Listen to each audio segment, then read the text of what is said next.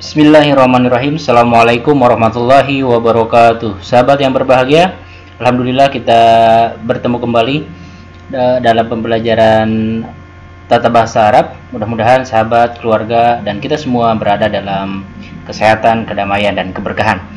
Oke sahabat, insya Allah pada kesempatan yang spesial ini kita akan belajar lagi tentang tata bahasa Arab, yaitu dengan bertema mubtada dan khobar. Nah, langsung saja, mubtada dan khobar adalah dua isim yang membentuk susunan jumlah ismiyah, ya. Jadi mubtada khobar adalah dua isim, jadi dua-duanya isim yang membentuk susunan jumlah ismiyah.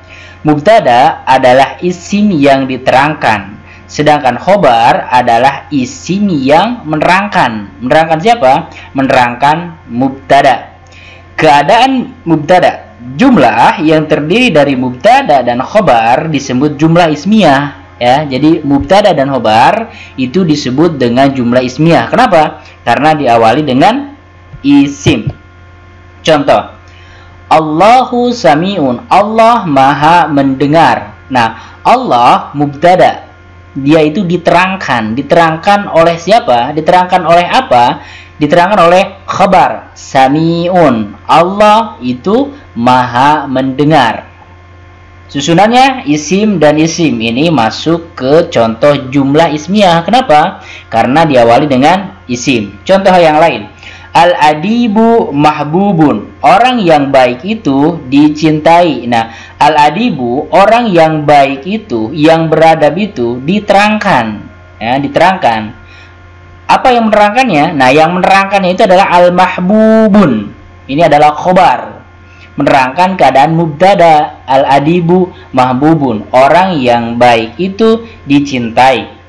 Contoh yang lain, al-waladu mujtahidun, anak itu mujtahidun, bersungguh-sungguh. Nah, al-waladu mubtada, dia keadaannya diterangkan oleh khobar, mujtahidun, anak itu bersungguh-sungguh. Nah, mubtada khobar itu adalah sebenarnya jumlah dari dua isim. Ini isim, ini isim. Al-waladu, apa tanda isimnya?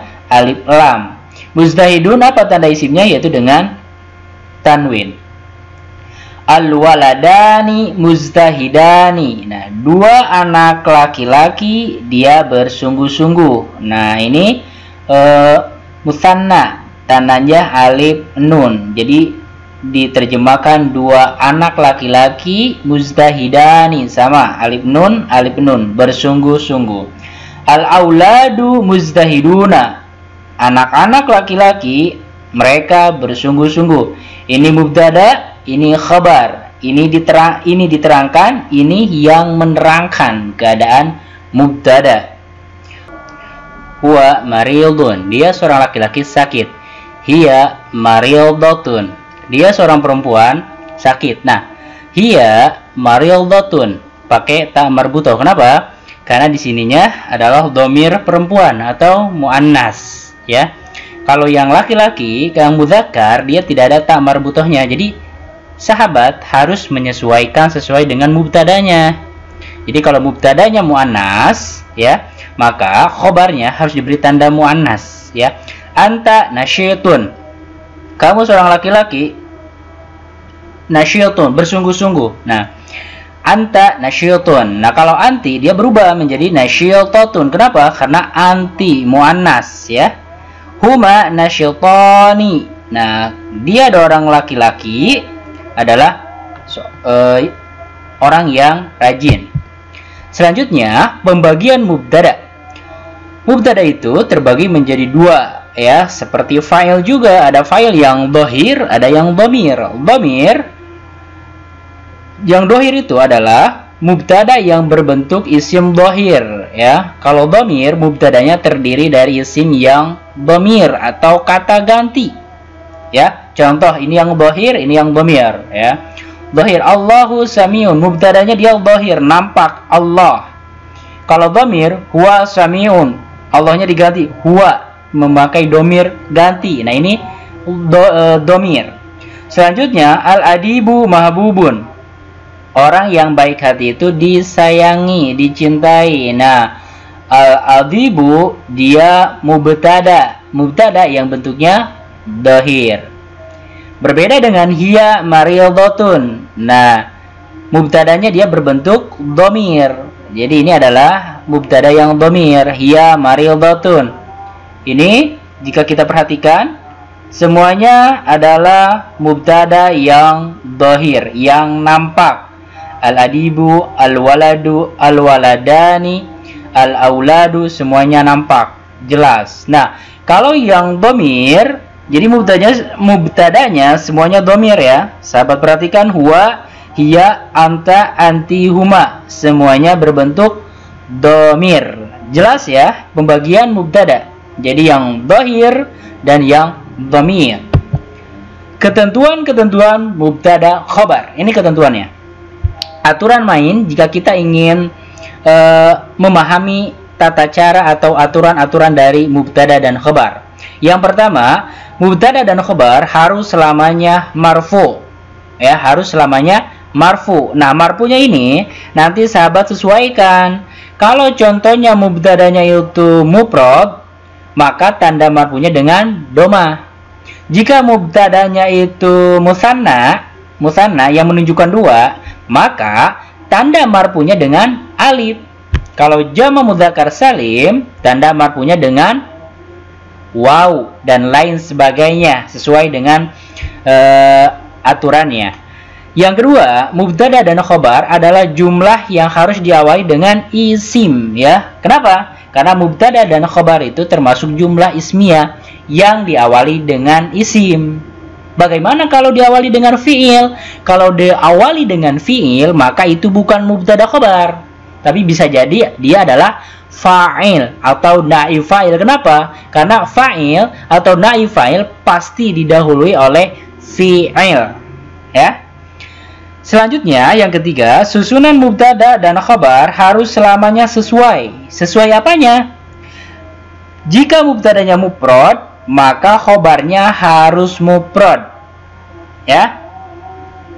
Jika mubtadanya musanna, maka khobarnya harus musanna. Jika mubtadanya dia menunjukkan dua, maka khobarnya pun harus diberikan tanda musanna dengan apa? Yaitu dengan alif. Selanjutnya, jika mubtadanya jama', maka khobarnya pun harus dibentuk dalam bentuk jama' juga, ya. Jadi kalau mufrad, kalau musanna, kalau jama' khobarnya harus jama' juga. Nah, selanjutnya, jika mubtadanya mu'annas, maka khobarnya pun harus diberi tanda mu'annas, ya.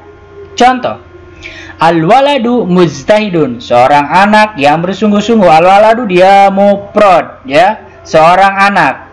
Maka khobarnya pun harus mufrad, mujtahidun. Ini contoh musanna. Contoh yang menunjukkan dua, al-waladani, dua anak laki-laki itu, mujtahidani. Dia mereka bersungguh-sungguh. Tandanya dengan apa? Tandanya dengan alif nun, karena dia musanna. Musanna itu tandanya adalah dengan alif nun. Maka khobarnya pun diberi tanda musanna dengan apa? Dengan alif nun. Al-waladani dia mubtada, tanda marfunya dengan apa? Dengan alif. Kenapa dengan alif? Karena ini jenis musanna, ya. Beda dengan isi mufrad, dia dengan doma, bukan dengan alif.